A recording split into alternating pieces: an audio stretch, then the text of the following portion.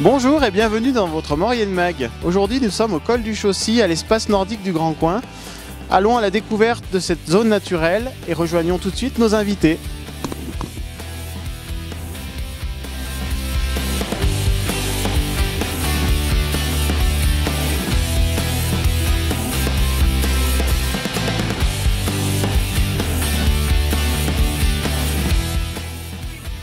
Claude Pellissier, bonjour.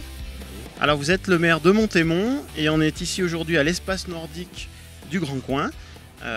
Est-ce que vous pouvez nous rappeler la création, l'historique de cet espace? Oui, tout d'abord, je voudrais excuser Jean-Paul Milleret qui a été l'initiateur de l'espace nordique du Grand Coin en 1984. Tout s'est mis en place en 1987 avec l'inauguration des foyers de fond.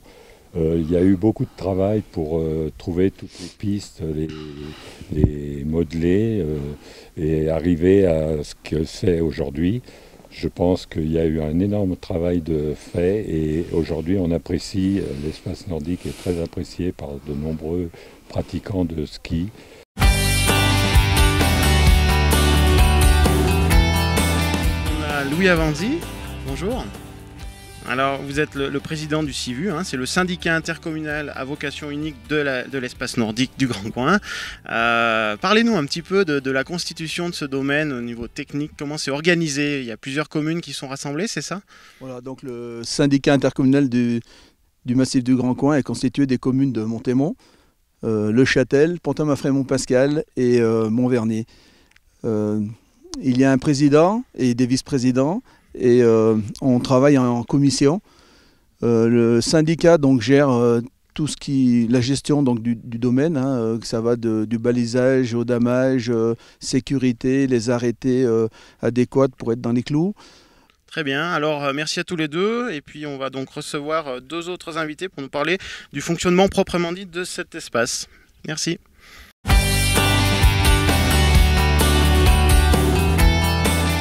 Alain Perret, bonjour. Bonjour. Alors vous êtes pisteur secouriste et dameur à l'espace nordique du Grand Coin. Alors depuis de très nombreuses années, je crois d'ailleurs. Oui, voilà, donc je suis là depuis 87. Ça va faire la 30e saison que je dame les pistes de fond. Et j'ai eu beaucoup de choses qui ont évolué. Donc j'ai commencé à damer les pistes avec une petite dameuse de 2 mètres. Par contre, le ski de fond a évolué beaucoup en 92 quand il y a eu les Jeux Olympiques au Cési, que tout le monde s'est mis au pas de patineur, qui nous a posé des problèmes de traces et de passage en lice pour satisfaire tout le monde. Comment vous dire ça? Bon, ça a évolué, ça m'a plu, et maintenant on a une nouvelle machine assez spécifique pour le fond, qui va très bien. On essaye d'arriver à contenter tout le monde en alternatif et en pas de patineur, parce que c'est l'avenir pour les jeunes. Et une chose qui va quand même assez bien. Bon, ici on a beaucoup de dénivelé, c'est assez dur, mais c'est quand même technique pour les gens qui font un peu de la compétition. Il faut aussi rappeler, donc sur l'espace nordique du Grand Coin, il y a aussi de la raquette qui se fait, il y a des sentiers raquettes. Oui, bien sûr, on a un parcours raquette qui part de Montémont, on a créé une piste qui est sur 900 mètres en départ sur les pistes de fond. Après, on a évité les pistes de fond qui passent tout en forêt, qui passent au-dessus du village du Mas, des Harieux, des Mottes, qui arrivent un peu plus bas, juste en dessous le col du Chaussy, et qui arrive là, et qui nous permet d'éviter un peu trop les raquettes sur les pistes de fond, pour satisfaire toujours, pareil, la clientèle qui fait du fond. Alors, on peut rappeler quand même que cet espace nordique et de loisirs s'étale de 1250 mètres à 1533 mètres d'altitude. Le col du Chaussy, lui, il est à combien? 1550. D'accord. Et on a 300 hectares de zones de loisirs, oui. C'est ça. Alors, à côté de vous, Anne Ray, bonjour. Bonjour. Alors, vous vous occupez de l'accueil au foyer ski de fond du Chaussy. C'est ça, donc quand le domaine est ouvert, on vous accueille de 10h à 17h tous les jours. Et puis, donc vous pouvez louer des skis, des raquettes, des luges et bien sûr, on vend le forfait pour l'accès aux pistes. Alors, pour parler fréquentation du domaine, qui sont les gens qui fréquentent l'espace nordique du Grand Coin?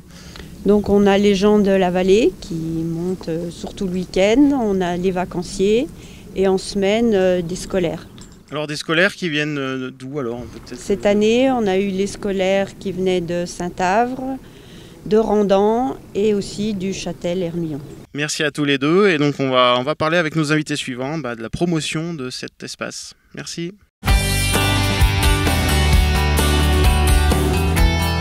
Patrick Provost, bonjour. Bonjour. Alors vous êtes le président de Maurienne Tourisme et le maire de Saint-François-Longchamp. Alors il faut préciser que Saint-François-Longchamp, depuis le 1er janvier, c'est une nouvelle commune donc, qui regroupe Saint-François, Montémont et Montgelafray. Oui, tout à fait. Donc nouvelle commune depuis le 1er janvier.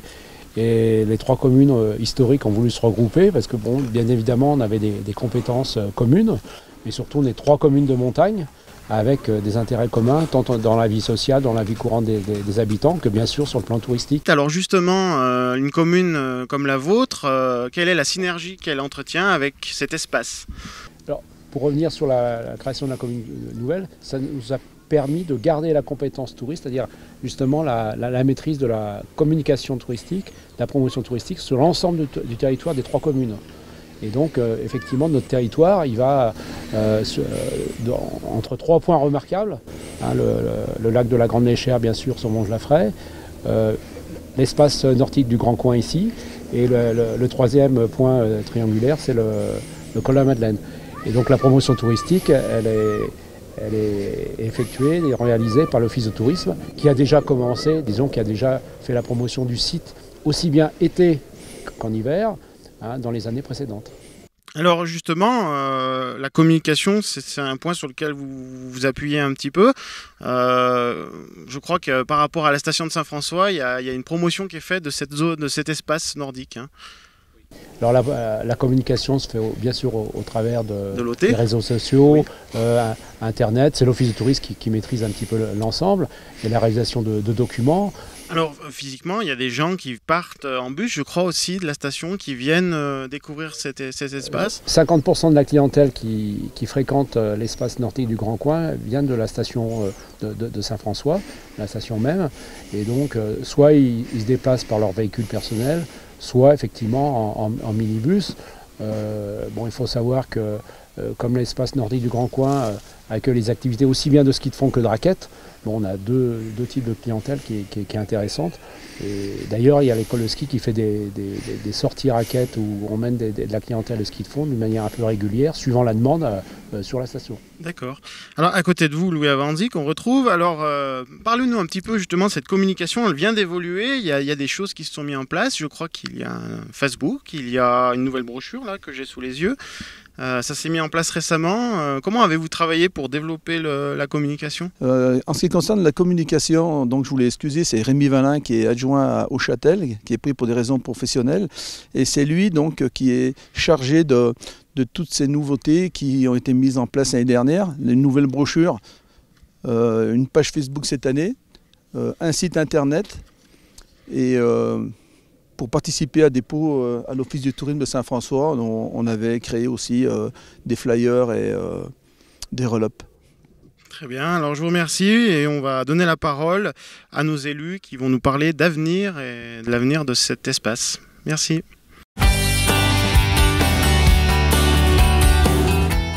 Alors Claude Pellissier, parlez-nous un petit peu de l'avenir de l'espace nordique du Grand Coin. Il va y avoir, je crois, des améliorations. Oui, depuis quelques années, la piste qui va jusqu'à la colonne Le Fragnin est fermée pour un éboulement important. Et donc cette année, normalement, il y aura des travaux. Cette piste, c'est 14 km de plus pour l'espace nordique.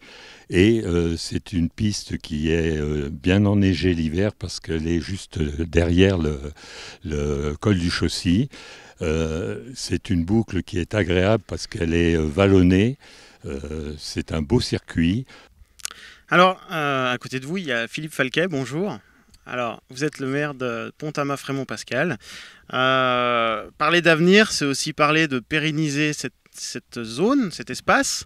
Comment vous voyez l'avenir et est-ce que ça va continuer comme c'est aujourd'hui, j'imagine ?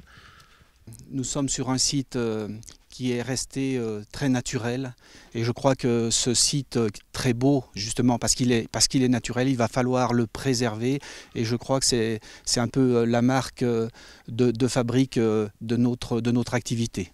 Je voudrais souligner, depuis la création du syndicat intercommunal en 1984, la bonne ambiance qui règne entre les différentes communes. Donc à l'époque, Le Châtel, Montvernier, Montémont et Pont-à-Mafrey-Montpascal. Montémont devenu aujourd'hui la commune de Saint-François, puisque regroupée avec la commune de Monge-la-Fraye et justement de Saint-François-Longchamp. Nous sommes au Chaussy, à côté de l'auberge, justement, l'auberge-restaurant du col du Chaussy, qui fonctionne dans le cadre d'une délégation de services publics.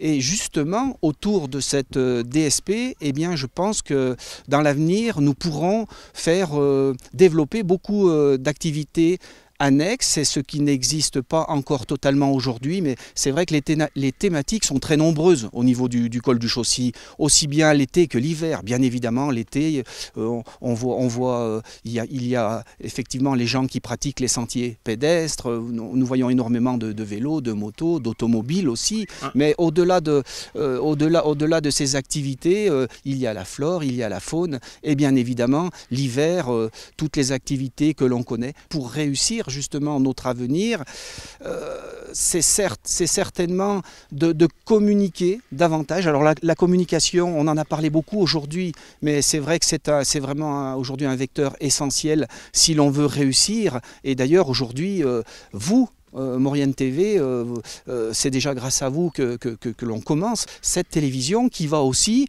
je l'espère, au fil des mois et des années, s'agrandir, j'ai envie de dire, enfin, s'étaler, être au service de toute notre vallée de la Maurienne. Donc voilà. Merci. Alors à côté de vous, Émilie Bonivard, bonjour.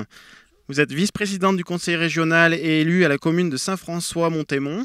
Comment vous percevez ce domaine qui est d'ailleurs installé finalement sur 2 cantons en tant qu'élu? Comment vous voyez le développement d'un tel site? Alors l'espace nordique du Grand Coin, je crois que ça a été dit. Tout d'abord, son atout principal, c'est sa beauté. C'est la beauté du site, le fait qu'il soit situé entre des territoires majeurs, Saint-Jean, les Arves, le col du Chaussy, la Lausière, la Madeleine et puis Monge-la-Fraye. Donc vraiment un point stratégique qui s'appuie sur un patrimoine naturel préservé, remarquable. Donc moi, ce que je vois, c'est qu'on a une belle complémentarité avec les autres pôles touristiques de la vallée, les stations de ski alpin. Et je pense qu'aujourd'hui, les gens ont besoin des 2 choses, à la fois de pouvoir skier ski alpin sur des stations qui se sont bien développées, et aussi un rapport à la nature préservé, plus proche, plus calme, plus contemplatif. Et je pense que voilà, on a la grande chance d'avoir tous ces outils sur ce beau territoire. Et ce que je souhaite évidemment, c'est que le conseil régional qui s'est engagé dans un plan neige et dans un plan montagne et dont la vallée a bénéficié, puisse aussi s'investir pour les domaines nordiques. Et je terminerai simplement en disant que sur ces domaines qui sont de petits domaines mais de grande qualité, sont des domaines qui sont accessibles économiquement à tous, avec des forfaits qui sont accessibles en termes de prix. Donc on a vraiment une accessibilité de ces loisirs pour tous les publics, et dire également qu'on a besoin, nous, collectivités locales, communes, départements, régions, de garder des capacités budgétaires. Cette année, on a pu acquérir, grâce au département de la Savoie, une dameuse. Ça coûte 100 000 €, plus de 100 000 € une dameuse. C'est un investissement qui est porté entièrement par des petites communes au sein du CIVU et le département. Donc les collectivités ont besoin de garder leurs moyens pour permettre à des espaces comme celui-ci d'être ouverts à tous et de rester dynamiques et investis. Voilà. Merci à tous les 3 et on souhaite à l'espace nordique du Grand Coin une longue vie et encore beaucoup de bonheur pour tous ceux qui viennent découvrir le lieu.